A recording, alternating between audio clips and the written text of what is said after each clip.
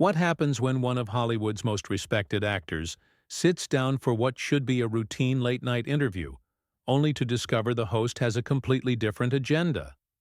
What unfolds is a masterclass in how quickly things can spiral out of control when respect goes out the window. Before we dive into this incredible story, make sure to hit that subscribe button and drop a comment below, telling me what you think really happened behind the scenes. Trust me, you're going to want to stick around for this one. Samuel L. Jackson walked onto the Jimmy Kimmel live set that Tuesday evening with his usual confident stride. The audience erupted in applause as he made his way to the guest chair, flashing that signature smile that had charmed moviegoers for decades. Jimmy Kimmel stood up from behind his desk, extending his hand for what appeared to be a warm greeting. "Samuel L. Jackson, everybody," Jimmy announced to the crowd, his voice carrying that familiar late-night host enthusiasm. "Thank you so much for being here tonight." Jackson settled into the chair, adjusting his jacket as he prepared for what he assumed would be a standard promotional interview. He had a new film to discuss, some upcoming projects to mention, the usual Hollywood dance that he had performed countless times before on countless other shows. "It's great to be here, Jimmy," Jackson replied, his voice carrying that unmistakable gravitas that had made him one of the most recognizable voices in cinema. "Always a pleasure." But something felt different about Jimmy's demeanor. There was an edge to his smile, a tension in his posture that suggested this interview might not follow the typical script. The host shuffled through his note cards with an almost theatrical precision, his eyes gleaming with what could only be described as mischief. "So, Samuel," Jimmy began, leaning back in his chair with a casualness that felt forced, "I have to ask you about something that's been bothering me for a while now." Jackson raised an eyebrow, his expression shifting slightly. In his decades of experience with interviews, he had learned to read the subtle signs that indicated when a conversation was about to take an unexpected turn. The audience sensed it, too, their chatter dying down as they focused on the exchange unfolding before them. "What's that?" Jackson asked, his tone remaining polite but guarded. Jimmy's smile widened, but it didn't reach his eyes. "Well, I've been doing some research on your career, and I noticed something interesting. You've been in a lot of movies, Samuel. A lot of movies." The comment hung in the air like a challenge. Jackson's expression hardened almost imperceptibly, but his voice remained steady. "That's what actors do, Jimmy. We act in movies." Right, Jimmy nodded, but his tone suggested he was building toward something. "But here's the thing that fascinates me. You've been in so many movies that I started to wonder, do you actually read the scripts anymore? Or do you just show up and say whatever they put in front of you?" The audience shifted uncomfortably in their seats. This wasn't the light-hearted banter they had come to expect from late-night television. Jackson's jaw tightened, and for a moment, the veneer of Hollywood politeness cracked just enough to reveal the steel underneath. "I read every script," Jackson replied, his voice carrying a warning that Jimmy either didn't notice or chose to ignore. "I take my craft very seriously." "Oh, I'm sure you do," Jimmy said, his tone dripping with condescension. "It's just that when you're in, 4 or 5 movies a year, it makes me wonder about the quality control, you know? I mean, some of these films you've been in lately, they're not exactly Oscar material, are they?" The studio fell silent except for the low hum of cameras and equipment. Jackson leaned forward slightly, his hands clasped together, his eyes locked on Jimmy's face with an intensity that would have made a lesser man reconsider his approach. "Let me ask you something, Jimmy," Jackson said, his voice dropping to that dangerous quiet tone that moviegoers knew meant trouble was brewing. "How many movies have you been in?" Jimmy laughed, but it sounded hollow in the tense atmosphere. "Well, that's not really the point, Samuel. I'm not an actor. I'm a host. I ask the questions here." No, I think it is the point," Jackson continued, his voice gaining momentum. "You sit behind that desk every night, making jokes about people's work, their careers, their choices. But what have you actually contributed to the art form? What have you created that gives you the right to judge what I do? The audience was completely silent now, caught between fascination and discomfort, as they witnessed what was clearly becoming more than just a standard interview. Jimmy's smile faltered for just a moment before he regained his composure, but there was something different in his eyes now, something that suggested he was enjoying the confrontation more than he should have been. "Look, Samuel, I'm just trying to have a conversation here," Jimmy said, his voice taking on a defensive edge. "I'm not attacking you personally. I'm just curious about your process, your choices." "My choices?" Jackson repeated, his voice rising slightly. "You want to talk about choices? Let's talk about your choice to invite me on your show just so you could take cheap shots at my career. Is that what passes for entertainment these days?" Jimmy held up his hands in a gesture of mock surrender. Hey, I'm not taking cheap shots. I'm asking legitimate questions. The audience wants to know about these things. They want to know why Samuel L. Jackson, who's been in classics like Pulp Fiction and Jackie Brown, is now doing voice work for insurance commercials. The comment hit like a slap. Jackson's eyes narrowed, and when he spoke again, his voice carried the full weight of his decades in the business, his struggles, his triumphs, and his hard-earned respect. "You know what, Jimmy? You're right about one thing. I have been in a lot of movies. Some of them were great, some of them were good, and some of them were paycheck jobs. But every single one of them was a choice I made as a professional actor trying to make a living in this business.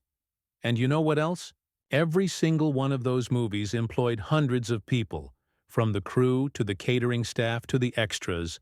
Every single one of those movies entertained somebody, somewhere." The passion in Jackson's voice was unmistakable, and even Jimmy seemed to realize that he had pushed too far. But instead of backing down, he doubled down on his approach. "That's very noble, Samuel, but don't you think you have a responsibility to your fans? Don't you think they deserve better than just another paycheck performance?" Jackson stood up from his chair, his full height imposing even in the casual setting of the talk show. The audience gasped collectively, sensing that they were witnessing something unprecedented. "You want to talk about responsibility?" Jackson said, his voice cutting through the tension like a blade. "Let me tell you about responsibility. I've been acting for over 30 years. I've worked with the best directors in the business. I've been nominated for Academy Awards. I've created characters that people remember and quote decades later. And you, sitting behind that desk, want to lecture me about responsibility?" Jimmy's face had gone pale, but he pressed on, perhaps driven by the adrenaline of the moment, or the knowledge that the cameras were rolling and the audience was captivated. "I'm not lecturing anybody, Samuel. I'm just saying that when you're Samuel L. Jackson, people expect a certain level of quality. They expect you to be selective." "Selective?" Jackson laughed, but there was no humor in it. "You think I'm not selective? You think I just say yes to everything that comes across my desk? Let me tell you something about selective, Jimmy. I'm selective about who I work with, I'm selective about the projects I take on, and I'm damn selective about who gets to question my choices." The confrontation had reached a boiling point, and everyone in the studio could feel it. Jimmy's producers were undoubtedly scrambling behind the scenes, trying to figure out how to handle a situation that had spiraled far beyond their control. But Jimmy himself seemed almost energized by the conflict, as if he was feeding off the drama he had created. "Well, maybe you should be more selective about your talk show appearances too," Jimmy shot back, his voice carrying an edge of cruelty. That surprised even his own audience. Jackson paused, his expression shifting from anger to something more dangerous, a cold fury that was far more intimidating than any outburst could have been. "You know what, Jimmy? You're absolutely right. I should be more selective, and I'm starting right now." The words hung in the air like a loaded weapon, and Jimmy Kimmel's face went through a series of expressions, from confusion to realization to something that looked almost like panic. But instead of backing down, instead of recognizing that he had pushed one of Hollywood's most respected actors to his breaking point, Jimmy made the worst possible choice. He laughed. "Oh, come on, Samuel," Jimmy said, his voice taking on that patronizing tone that talk show hosts sometimes use when they think they're being clever. "You're not going to storm off my show, are you? That would be pretty unprofessional. Don't you think?" The audience held its collective breath. Even they could sense that Jimmy had just crossed a line that should never be crossed, especially not with someone of Samuel L. Jackson's stature and reputation. But Jackson didn't storm off. Instead, he did something far more devastating. He smiled. "Unprofessional?" Jackson repeated, his voice dropping to that whisper-quiet tone that had made him famous in dozens of films. "You want to talk about unprofessional? Let's talk about a host who invites a guest on his show under false pretenses. Let's talk about a host who ambushes someone who came here in good faith to promote their work." Jimmy's smile faltered, but he pressed on, seemingly unable to stop himself from digging deeper into the hole he had created. "I'm not ambushing anybody, Samuel. I'm doing my job. I ask the tough questions that other hosts won't ask." "Tough questions?" Jackson's voice rose. Slightly, but it was controlled, measured, like a master craftsman wielding a precision tool. "You think asking me why I work is a tough question? You think insulting my career choices is journalism? Let me ask you a tough question, Jimmy. When was the last time you created anything? When was the last time you put yourself out there, took a risk, created something that might fail?" The studio was so quiet that the hum of the air conditioning seemed deafening. Jimmy's producers were undoubtedly having a complete meltdown behind the scenes, but Jimmy himself seemed trapped in his own ego, unable to back down from a confrontation he had started, but couldn't finish. "I create something every night," Jimmy replied, his voice defensive. "I entertain people. I make people laugh." "You make people laugh at other people's expense," Jackson shot back. "There's a difference between entertainment and exploitation, Jimmy. There's a difference between comedy and cruelty." Jimmy's face flushed red, and for the first time since the interview began, his mask of professional composure completely slipped. "Look, if you can't handle a little criticism, maybe you're in the wrong business." The comment was like throwing gasoline on a fire. Jackson's eyes flashed with a fury that would have been terrifying in any context, but was particularly striking in the usually controlled environment of a late-night talk show. "Criticism?" Jackson's voice was incredulous. "You think what you're doing here is criticism?" "Criticism is constructive, Jimmy. Criticism comes from a place of knowledge and respect. What you're doing is just mean-spirited trash talk disguised as interview questions." Jimmy stood up from behind his desk, perhaps trying to regain some sense of control over the situation. But standing only made him look smaller next to Jackson's imposing presence and moral authority. "You know what, Samuel? I think you're taking this way too personally. I'm just trying to have an honest conversation about your career trajectory." "Is that so wrong?" "My career trajectory?" Jackson repeated, his voice filled with disbelief. "My career trajectory has taken me from struggling actor to one of the most recognizable faces in cinema. My career trajectory has allowed me to work with directors like Quentin Tarantino, Spike Lee, and George Lucas. My career trajectory has given me the financial freedom to choose projects based on what interests me, not just what pays the bills." "What's your career trajectory, Jimmy? From failed comedian to late-night host who gets his kicks from belittling his guests?" The audience was completely silent now, some of them visibly uncomfortable with the direction the conversation had taken. This wasn't the light entertainment they had come to see. This was something raw and real and painful to witness. Jimmy's face had gone from red to pale, and when he spoke again, his voice carried a tremor that suggested he was finally beginning to understand the magnitude of his mistake. "I'm not belittling anybody," he said, but his voice lacked conviction. "I'm just asking questions that I think the audience wants answered." Jackson turned to look directly at the audience, his gaze sweeping across the rows of faces. "Is that what you want?" he asked them directly. "Do you want to watch a host attack his guests? Do you want to see someone tear down another person's life's work for cheap laughs? The audience remained silent, but their body language spoke volumes. They were uncomfortable, embarrassed, caught between their loyalty to their favorite late night host and their recognition that something very wrong was happening in front of them. Jimmy, perhaps sensing that he was losing the audience along with the guest, made one final desperate attempt to regain control of the narrative. Samuel, I think you're overreacting here. This is just television. This is just entertainment. Nobody's attacking anybody. Jackson turned back to Jimmy, and when he spoke, his voice carried the full weight of his dignity and his decades of experience in an industry that had tried to break him countless times but had never succeeded. Just television? Jackson said. Just entertainment?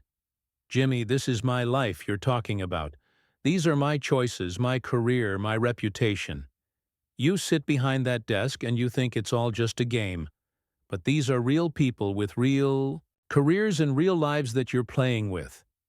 Jimmy opened his mouth to respond, but Jackson held up a hand to stop him. Let me tell you something about entertainment, Jimmy. Real entertainment comes from a place of respect. Real entertainment lifts people up. It doesn't tear them down. Real entertainment creates joy, not discomfort. What you're doing here tonight isn't entertainment. It's just sad. The words hit Jimmy like a physical blow. He stood there behind his desk, looking smaller and more diminished than anyone had ever seen him on television. The confident, wise-cracking host who had built his career on quick wit and sharp observations was reduced to a man who had clearly bitten off more than he could chew. I don't know what you want from me, Samuel, Jimmy said finally, his voice barely above a whisper. Jackson looked at him for a long moment, and when he spoke, his voice was calm, measured, and absolutely final. I want you to remember this moment, Jimmy. I want you to remember what it feels like to be on the receiving end of someone else's cruelty. And I want you to think about that the next time you decide to use your platform to tear someone down instead of building them up. The silence that followed was deafening. Jimmy stood behind his desk, his hands shaking slightly as he gripped his note cards. The audience sat in stunned silence, witnessing what was clearly the end of any pretense that this was still a normal interview. Jackson straightened his jacket and took a step toward the edge of the stage, but Jimmy's voice stopped. Him. Samuel, wait. Please. I think maybe we got off on the wrong foot here. Jackson turned back, and the look he gave Jimmy was one of such complete disappointment that it was almost worse than anger. No, Jimmy. We didn't get off on the wrong foot. You showed me exactly who you are tonight, and I'm showing you exactly who I am. The disappointment in Jackson's voice was more cutting than any insult could have been, and Jimmy Kimmel seemed to realize that he had not just lost control of the interview, but had fundamentally damaged something that couldn't be repaired. But instead of accepting defeat gracefully, Jimmy made the fatal mistake that would seal his fate and create one of the most shocking moments in late-night television history. You know what, Samuel? Jimmy said, his voice taking on a desperate edge. I think the problem here is that you can't handle the fact that your best days are behind you. You're clinging to past glory while your current work speaks for itself. The audience gasped audibly. Even they could see that Jimmy had just crossed a line that no professional should ever cross. Jackson stopped in his tracks, his entire body going rigid with a fury that was both terrifying and magnificent to behold. My best days are behind me? Jackson repeated, his voice so quiet that the microphones had to strain to pick it up. You want to talk about best days, Jimmy? Let me tell you about my best days. My best days are when I get to work with passionate, creative people who respect the craft and respect each other. My worst days are when I have to sit across from someone who thinks tearing others down makes him bigger. Jimmy, perhaps realizing he had gone too far, but unable to stop himself, pushed forward with reckless abandon. I'm just being honest, Samuel. Sometimes honesty hurts. Sometimes people need to hear the truth about themselves. Jackson walked slowly back toward Jimmy's desk, his movement deliberate and predatory. The audience watched in fascination, and horror, as one of cinema's most powerful presences, closed the distance between himself and the man who had just insulted not just his career, but his entire life's work. "You want honesty, Jimmy?" Jackson said, his voice rising for the first time since the confrontation began. "Here's some honesty for you. You're a small man with a small mind who got lucky enough to be given a platform, and instead of using that platform to celebrate the amazing work that creative people do every day, you use it to feed your own ego by making others feel small." Jimmy's face went white. "That's not true, Samuel. I celebrate people all the time. I have musicians on. I have actors on. I talk about their work." "You have people on so you can make jokes about them," Jackson shot back. "You have people on so you can feel superior to them. You have people on so you can tear them down in front of an audience and call it entertainment. Well, let me tell you something about entertainment, Jimmy. Real entertainers don't punch down. Real entertainers don't use their position to humiliate people who came here in good faith." The silence in the studio was complete, except for the sound of Jackson's voice, which seemed to fill every corner of the space with its power and authority. "You know what the real tragedy is here?" Jackson continued, his voice building to a crescendo. "You could have had a real conversation tonight. You could have asked me about my craft, about my experiences, about the incredible people I've worked with over the years. You could have given your audience something meaningful, something that would have enriched their lives. Instead, you chose to be petty and cruel because you thought it would get you a viral moment." Jimmy opened his mouth to respond, but Jackson wasn't finished. "Well, congratulations, Jimmy. You got your viral moment, but it's not going to be the kind you wanted. Because what people are going to remember about tonight isn't your clever questions or your witty observations. What they're going to remember is watching a man destroy his own credibility in real time." The audience was transfixed, watching as Jackson delivered what could only be described as a masterclass in controlled fury. Every word was precise, every gesture deliberate, every pause calculated for maximum impact. Jimmy, desperate to salvage something from the wreckage of his own making, made one final, catastrophic mistake. "Look, Samuel, I'm sorry if I offended you. Maybe we can start over. Maybe we can talk about your new movie." Jackson's laugh was cold and bitter. "Start over? You think we can just start over after what you've done here tonight? You think you can insult me, attack my career, question my integrity, and then just hit the reset button when you realize you've made a mistake?" "I was just trying to make good television," Jimmy said weakly. "Good television?"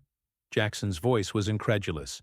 "Jimmy, good television is when Johnny Carson made his guests feel like the most important people in the world.